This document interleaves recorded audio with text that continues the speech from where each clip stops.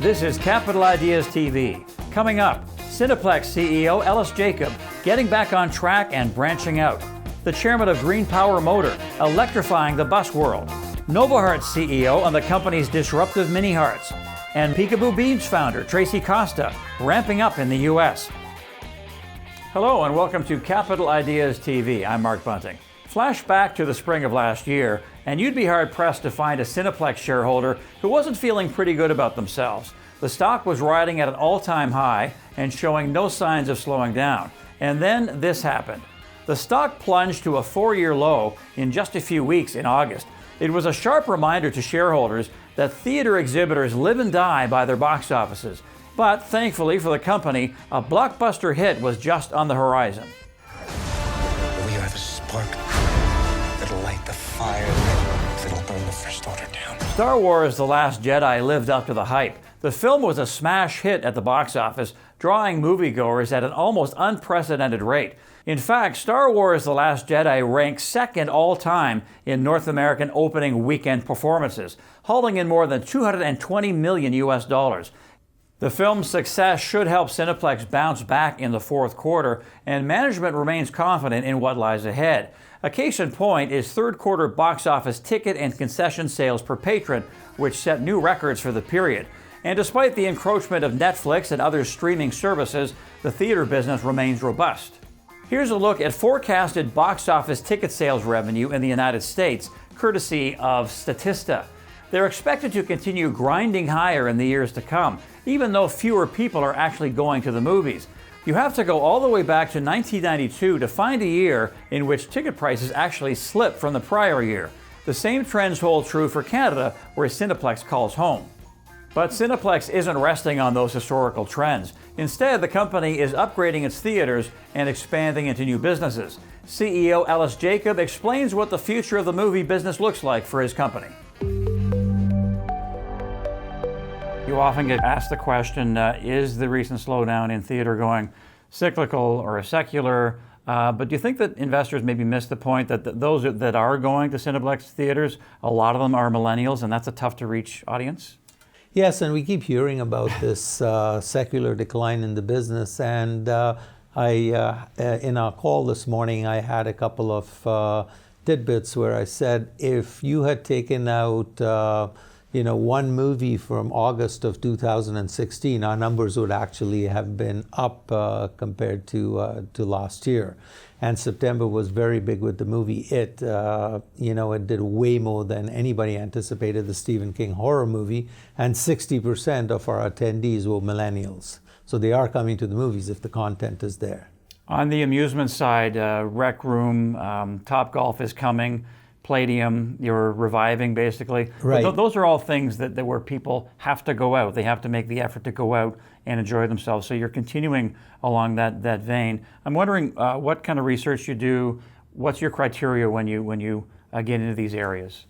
We look at the marketplace. We look at the demographics within that market and what the attractions are. For example, in Toronto with the Roundhouse, you've got a number of condos, very small spaces. People need to get out. They need to socialize. They need to be entertained. And this is just an extension of that. And also you offer opera, for example, and fights. You had the Mayweather-McGregor fight and other things. You've got to deal with the NFL now. I'm curious, those seem to do quite well. What percentage of your revenue are those kinds of events? Can you break it out that way? Well, it's a growing percentage, and we look at it from the perspective of it's not only those kinds of events, but also international movies. We have a lot of Bollywood films, Mandarin films, Filipino films, and those continue to increase as a percent of the pie. And at the end of the day, it's all about capacity utilization and keeping our guests entertained within our spaces. We have a lot of investors watching right now. For years, they saw Cineplex stock going up. It's been struggling maybe the last couple of quarters. What do you say to investors to convince them that, you know what, this is a blip and we're going to be back? I always say this company was not built for the next quarter's results. We are looking at 3 to 5 years out at what Cineplex is going to look like. and we've made some investments. We have a digital store. We are in the esports business. All of these businesses, including the Rec Room, are in their initial stages of starting to deliver. So it's a matter of looking longer term and being patient about getting to the finish line on these businesses. And maybe 3 to 5 years from now, one will say, oh my God, those businesses that started up small are now delivering just as much as the movie business. Well, Peekaboo Beans is a lifestyle brand. I was fundamentally confused why there wasn't an apparel product that fostered a lifestyle of play for children. I want the world to look at the lifestyle of a child as something that needs to be preserved and protected. And we create an apparel product that makes them feel good. It allows them to get outside and become who they are. And that's what we want. We want to foster a playful life. The next time you're on the road and looking out the window, you might notice a growing trend. Electric vehicles are slowly but surely becoming commonplace no matter where you go. Their adoption didn't catch on quite as fast as once thought, but that's about to change in a hurry. Have a look at this forecast from UBS. Analysts there expect roughly 14 million electric vehicles to hit the pavement by 2025 under their base case scenario. That would represent a compound annual growth rate of 38%. It's also leaps and bounds ahead of today's roughly 1 million electric vehicles in service. The falling cost and improving efficiency of electric batteries are key drivers, along with greater demand for cleaner transportation options. Now, it may come as a surprise, but electric buses will make up a big portion of that EV demand. Some analysts predict sales of electric bus batteries will outpace that of consumer electronics as early as next year. That hints at a major market opportunity right around the corner, and GreenPower Motor is jockeying for leadership. The company designs and manufactures all-electric coach, school, and public transit buses. Though it's one of the newest entrants into the market, it offers the widest selection of buses in the world. The vehicles are designed to travel more than 250 kilometers on a single charge and are compatible with several different types of charging stations. They also seat more people and cost less than those of major rivals. That's helped GreenPower score some noteworthy contracts, including one to supply the entire public transit fleet for the town of Porterville, California. That early success has GreenPower executives thinking big for the future. The company is currently constructing a 144,000 square foot facility in Porterville and is touring North America in search of new customers. It aims to boost annual revenue to at least $12 million this year and to more than double that by 2019. Executive Chairman and Director Fraser Atkinson discusses the roadmap for hitting those targets. Fraser, tell us how GreenPower electric vehicles are unique in North America and how you compare to some of your competitors, like, say, a New Flyer. Well, our company is solely focused on all electric buses.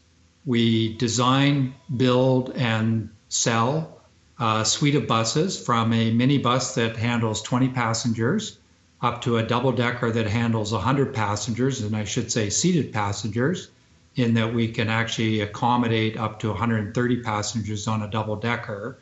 So we're unique in that we can offer a complete range of buses, whether it's low-floor transit, whether it's school buses, shuttle bus, tourism, or for government applications. And we're truly the only manufacturer in North America that has the extent or suite of products that we offer the marketplace. What stage of development are you at, and what does your order book look like?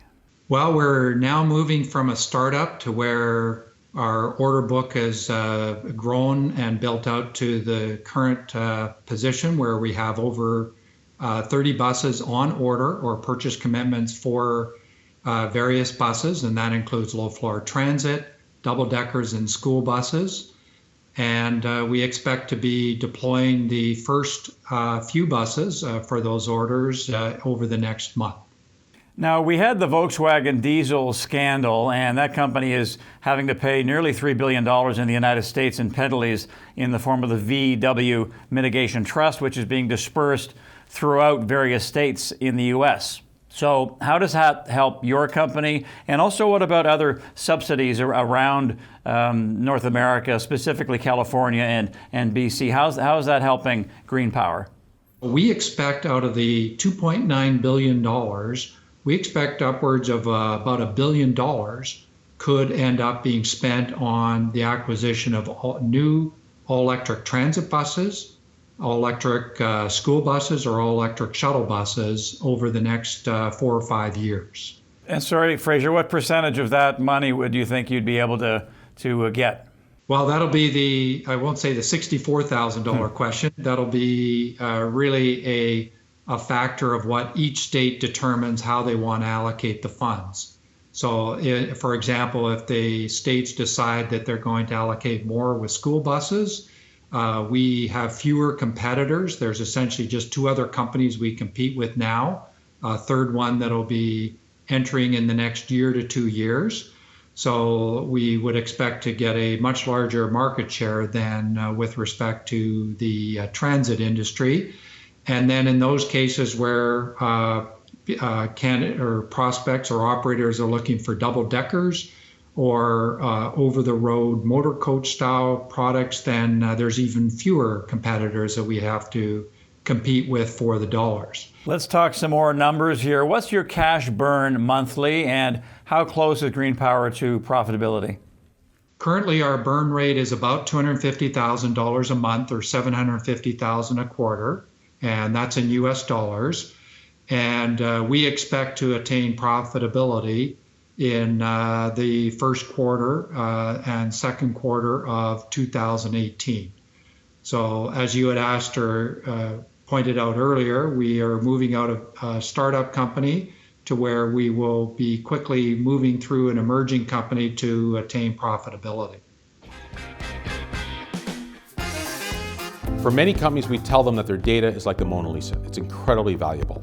Every large organization in the world right now has a 42% compounded annual growth in their data storage, and the old methods aren't going to work.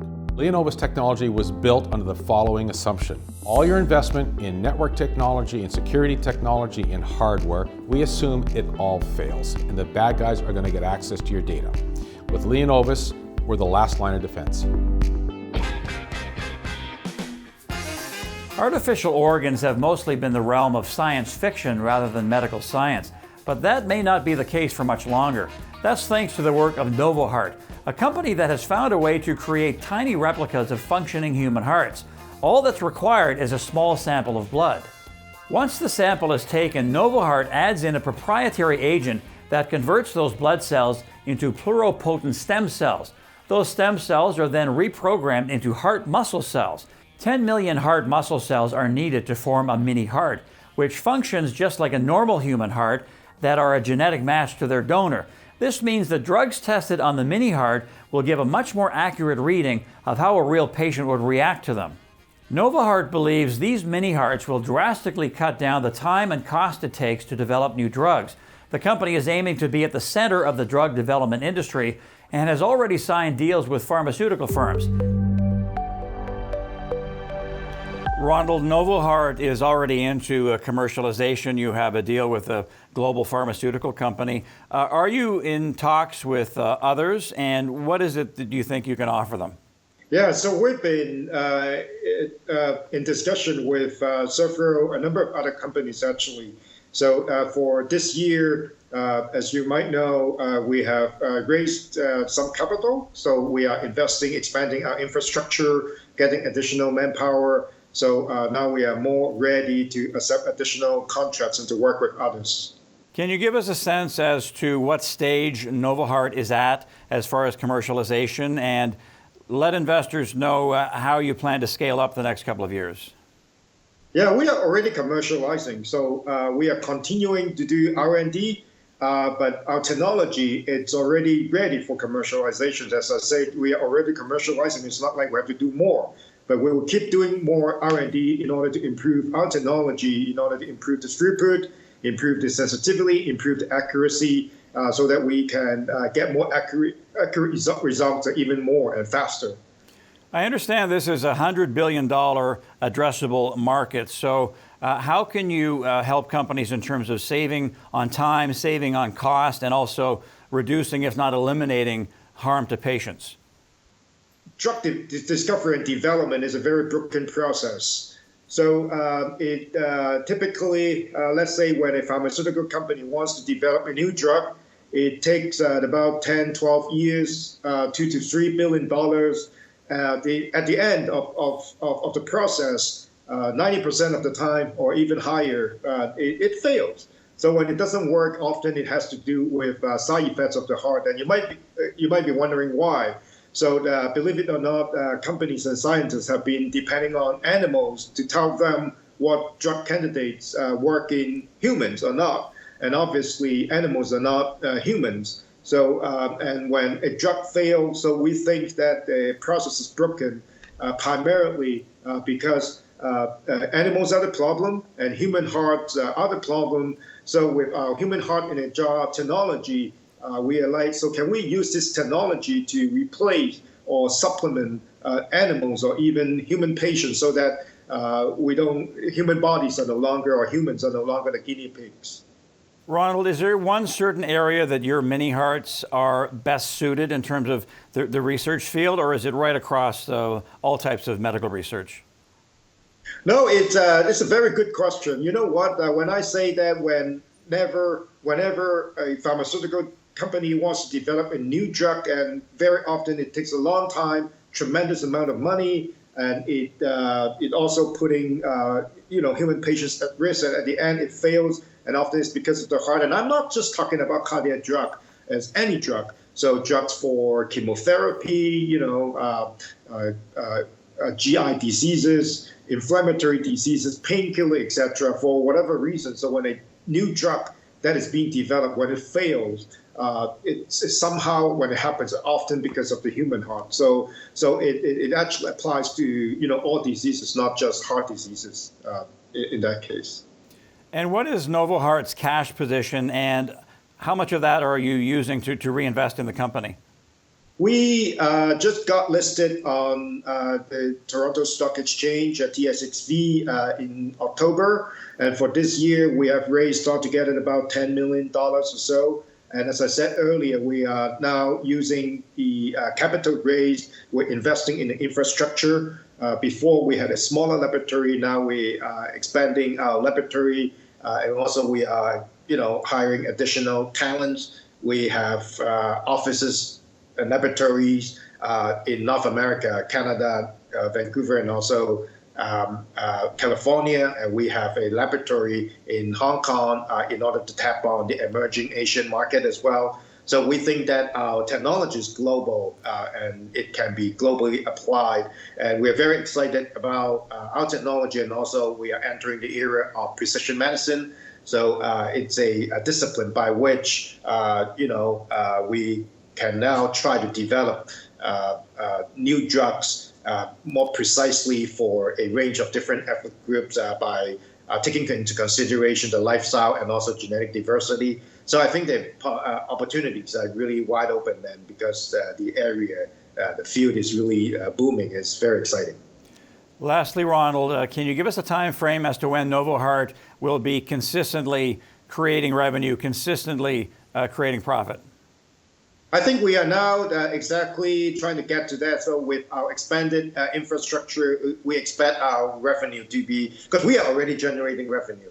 So as a biotech company, as I say, our technology, it's already being commercialized. So we were able to generate revenue last year, and now we're expanding our infrastructure. We expect our revenue to go up in the coming months.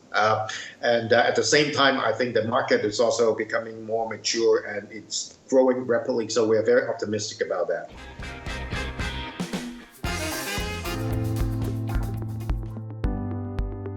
So we have a tagline, and that's like the desert line energy is the next producing lithium mine in the world. Not only at Desert Line Energy, we're ready to meet the demand of the lithium market today by coming into production now. We're also looking out into the future, and we see a bright opportunity for us to be a long-term producer producing lithium chemicals for the growing lithium market today and then into the future. When we think of direct selling, we often think of scenes like these, a group of women in a living room sharing a laugh and checking out some products the host has for sale. The concept was made famous by the likes of Avon and Tupperware in the 1950s and 60s, and it's anything but antiquated. In fact, the direct selling business model has never been more popular, especially in the United States. Have a look at this breakdown from the Direct Selling Association. A record 20.5 million Americans were involved in some form of direct selling in 2016. That's the most recent statistical year. Roughly a quarter of that total were business owners who actively manage customers and sales reps. The other 3/4, or about 15 million people, were customers of direct sellers. All of that activity generated about $36.5 billion worth of sales in 2016. That's the second highest annual amount after 2015's record-setting $36 billion. Generally speaking, the direct selling business has been on an upward trend for the past several years. Revenue in the U.S. has increased nearly 20% in size over the past 5 years. It's within this growing business that Peekaboo Beans is making its mark. The company makes ethically sourced and manufactured children's apparel designed to make it easier for kids to move and play. Peekaboo then sells these products through an army of direct sales representatives who set up shop in their homes, go door to door, and sell their products online. The business model has yielded some fruitful returns so far. Peekaboo notched revenue of about $4 million in fiscal 2017.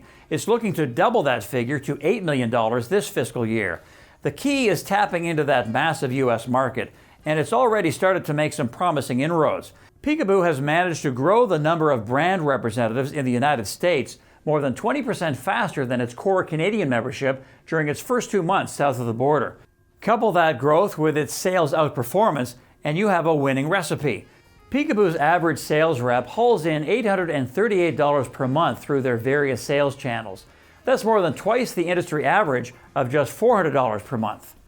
Peekaboo's model doesn't require expensive storefront space, only ambitious sales reps and little marketing savvy both online and offline. That makes it very scalable and will help the company squeeze out higher margins as it grows. CEO Traci Costa explains what makes her company so disruptive in the direct selling space and what she's hoping to achieve this year. Traci, we know that we're in a rapidly changing retail environment. There's the Amazon effect. You're in the heart of this change, and you're sort of helping to lead the way. So what are the dynamics at play that you see? Yeah, so the retail market, what I've experienced over the last few years is fundamentally shifting, like you said, from the Amazons of the world. Like the most recent casualties of Sears. It's interesting because Sears actually pioneered home shopping delivery to your door back when, in my day, growing up, and now Amazon's really shifting that and reinventing that. And I think it really comes down to people's lifestyles now. They're shopping in ways that are convenient for them. And what's happening, like if you look at like BCBG and Aviva and American Apparel and Sears, as I mentioned, bricks and mortar, they're getting the sales, but the cost structure to grow in that capacity is so exorbitant. So, and then they're competing with the Amazons. And for us, what we're really doing is we're looking at how does the customer want to shop? What experience do they want? And so if you look at Amazon, Amazon's great. It's convenient and it's quick and you can get what you want. But at the end of the day, at the heart of everything, there is a human connection and a retail touch and feel environment that people still want. So we're looking at our customer, which is the mom, which is the parent, which is the family, and they don't necessarily want to buy everything on Amazon. It's for their kids. They want to have that human connection, that touch, that feel, that product. They want to feel that they're giving the best product for their child. So we're solving that and creating it through these pop-ups and selling through a direct sales model. So we're really solving from the traditional bricks and mortar and then the online experience, and we're going right in the middle, and we're creating distribution through people. So we're looking at how our consumer wants to shop and providing that platform for them. Now you touched on it there, but every great company finds a niche and solves problems. So what else are you solving with your model? Well, we solve for a few things. First off, our product. We have created an apparel product that really looks at the lifestyle of a child. If you think about Lululemon and how they created a new category based around yoga, a lifestyle of spirituality and health, and Peekaboo Beans is solving with our product and creating an apparel product that really looks at a child's developmental needs, their lifestyle, their transitioning activities, learning to dress, learning to potty train. Our consumer who buys Peekaboo Beans, it becomes 90% of their children's closet because it's really looking at what children really need. And so that's one solution that we're creating. The second is that our retail model is disruptive. So when we're talking about the change in the retail environment, as we've moved into the US, the number 2 debt in the United States is student loans. Next to mortgages. And millennial moms are having children later in life, they're educated and are wanting to still have that flexibility within that. So Peekaboo Beans is solving for this by creating an entrepreneurial opportunity where they can stay at home, sell our product, feel like they're contributing to the family income. And then our third thing that we're solving for is we're a social impact business. We're really about mindfulness on preserving play in the world and having children, letting children be children. Children are spending 7.5 hours in front of media devices and technology a day. Structured activities are taking over their lives. And the backbone of a healthy start in life for children is actually through play. That's how they self-actualize. Brain science, research, everything points to that. So we're really solving by bringing an awareness to the importance of that and creating healthy children. You mentioned the U.S. there. The last time you were here, Peekaboo Beans was on the cusp of launching. Yes. How's that going? I understand you're adding stylists at a faster rate than you are in Canada. We are. It's fantastic. So we did our soft launch. We started in October. Since October, we've outpaced our Canadian recruitment month over month. And we've tripled our U.S. stylist base in 2 months. So this is just a soft launch. This is the snowball effect. This is where the turning point is happening for us. The U.S. direct sales market space is a $36 billion industry, and 1 in 7 households has a direct sales business. So for us, it's just about market reach and getting in front of the right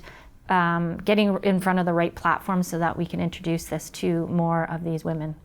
And you're only as good as the team around you. And I noticed that you've added some people who have experience at Lululemon, at Nike, a company called Matilda Jane, which was or is a big direct seller. Children's apparel, yes.